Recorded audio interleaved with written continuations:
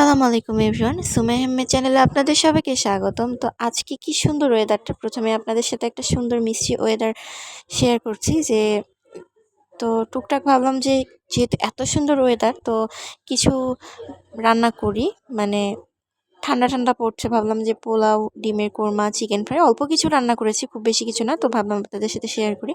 তো এই যে ডিমের কোরমাটা রেডি করে নেব।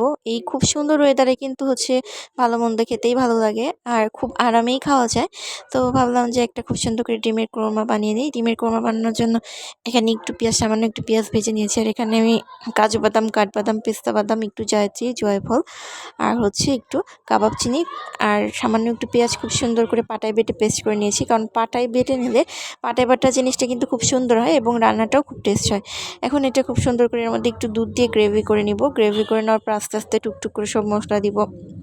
এর মধ্যে হলুদের গুঁড়া, মরিচের গুঁড়া, ধনিয়ার গুঁড়া, মরিচের গুঁড়া, ধনিয়ার গুঁড়া, জিরার গুঁড়া, একটু গোলমরিচের গুঁড়া আর স্বাদের জন্য একটু টেস্টিং সল্ট অ্যাড করে দিব। টেস্টিং সল্ট অ্যাড করে দিয়ে তারপর খুব সুন্দর করে একটা গ্রেভি বানাবো। গ্রেভি বানিয়ে তারপর এর মধ্যে ডিমটা বসিয়ে দেবো। তো এই যে আপনাদের সাথে টুকটাক শেয়ার করছি। আর এর মধ্যে আমি লিকুইড দুধটা দিইনি, এর মধ্যে আমি গুঁড়ো দুধটাই দেওয়ার চেষ্টা করেছি, যাতে করে খুব সুন্দর একটা আরও বেশি সেন্ট আসে। তো এই যে আর কি আজকে এত এত সুন্দর ওয়েদার, খুব সুন্দর বাতাস, প্লাস এত ঠান্ডা, ভাবলাম যে এই টুকটাক যাই করি আপনাদের সাথে একটু শেয়ার করবো। আর এর মধ্যে একটা শাহি ফ্লেভার আনার জন্য এর মধ্যে 1 চা চামচ ঘি দিয়ে দিলাম এবং 1 টেবিল চামচের মতো চিনি দিয়ে দিলাম। এভাবে একবার হলেও আপনারা ডিম রান্না করে খেয়ে দেখবেন। এটাকে ডিমের কোরমা বা ডিমের রোস্ট যেটা বলে, সব কিছুই বলে আর কি। তো টুকটাক আর কি রান্না করছিলাম, আপনাদেরকে শেয়ার করলাম, যাতে আপনারাও এভাবে একবার হলেও ট্রাই করে দেখতে পারেন এবং এভাবে করে খেয়ে কেমন হয় আমাকে অবশ্যই জানাবেন। আর এর মধ্যে আমি কিছু মশলা দিয়ে দিয়েছি, 2টো এলাচ দিয়ে দিয়েছি, একটা দারচিনি ডাল দিয়ে দিয়েছি, 3 টুকরা লবঙ্গ আর একটা পুরো তেজপাতা দিয়ে দিয়েছি। তারপর আস্তে আস্তে অনেকক্ষণ ধরে খুব সুন্দর করে ভুনায় এর মধ্যে ডিম দিয়ে রেডি করে নেব। দেখেন কি সুন্দর কালার এসেছে এবং এটা খেতে এত এত মজা হয়। আর এর মধ্যে হওয়ার আগ দিয়ে শাহি একটা ফ্লেভার আসার জন্য একটু কেওড়া বা জল দিয়ে দিয়েছিলাম। এখন রেডি করে নেব চিকেন ফ্রাইটা। চিকেন ফ্রাই রেডি করার জন্য কিন্তু এখানে খুব সুন্দর করে পুরো একটা চিকেন, হাফ কেজি, 1.5 কেজি সাইজের একটা চিকেনের পুরো অর্ধেকটুকু আমি খুব সুন্দর করে কেটে ধুয়ে বেছে রেডি করে নিয়েছি। এখন এর মধ্যে অল্প কিছু মশলা মোটামুটি যতটুকু দরকার দিয়ে দিব। এখানে আমি হলুদের গুঁড়া, মরিচের গুঁড়া, ধনিয়ার গুঁড়া, জিরার গুঁড়া সব কিছুই দিব। আদা বাটা, রসুন বাটা সব রকম, মানে চিকেন ফ্রাই করার জন্য কিন্তু এখানে সব রকম মশলা অ্যাড করতে হবে।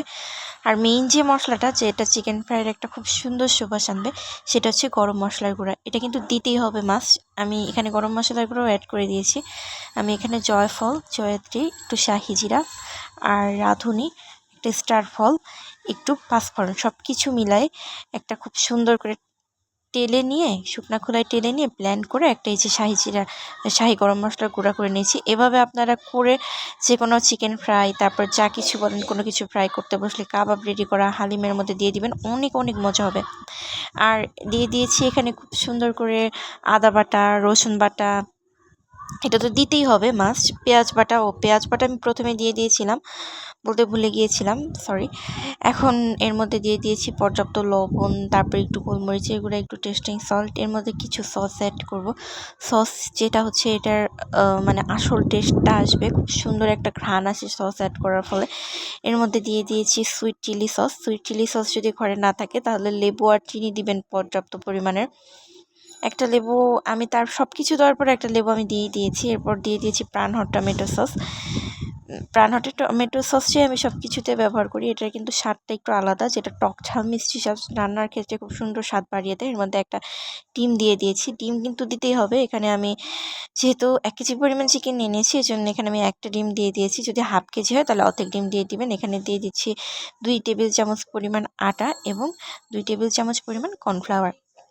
এবং সব কিছু দিয়ে খুব সুন্দর করে মেরিনেট করে নেব। মেরিনেট করে কিন্তু 3 থেকে 4 ঘন্টা অবশ্যই রাখতেই হবে, ঠিক আছে? যতক্ষণ রাখবেন এটার ক্রিসপিনেস এবং জুসিনেস বজায় থাকবে এবং খেতে খুব মজা হবে। আর এর মধ্যে আমি দিয়ে দিয়েছিলাম ভাজা রাখতে সামান্য একটু হাফ চামচ বেকিং পাউডার, যাতে জুসিনেস বজায় থাকে। এই যে আমার চিকেন ফ্রাইটা কিন্তু রেডি। দেখেন কি সুন্দর একটা কালার এসেছে, এত সুন্দর একটা সেন্ট এসেছে এবং খেতে এত মজা হয়েছে। ভেতরে প্রত্যেকটা পার্টে পার্টে জুসিনেস বজায় ছিল। এভাবে একবার হলো ট্রাই করে দেখবেন। তো এতটুকুই ডিমের কোরমা, চিকেন ফ্রাই আর সাথে ছিল পোলাও। এই যে পোলাওটা, এর বেশি আর কোনো কিছুই করিনি। তো অবশ্যই ভিডিওটি কেমন লাগলো জানাবেন, আর ভালো লাগলে অবশ্যই চ্যানেলটি সাবস্ক্রাইব করে পাশে থাকবেন। এরকম আরও নতুন নতুন ব্লগ নিয়ে আপনাদের সাথে আসছি। ধন্যবাদ সবাইকে ভিডিওটি দেখার জন্য। আসসালামু আলাইকুম।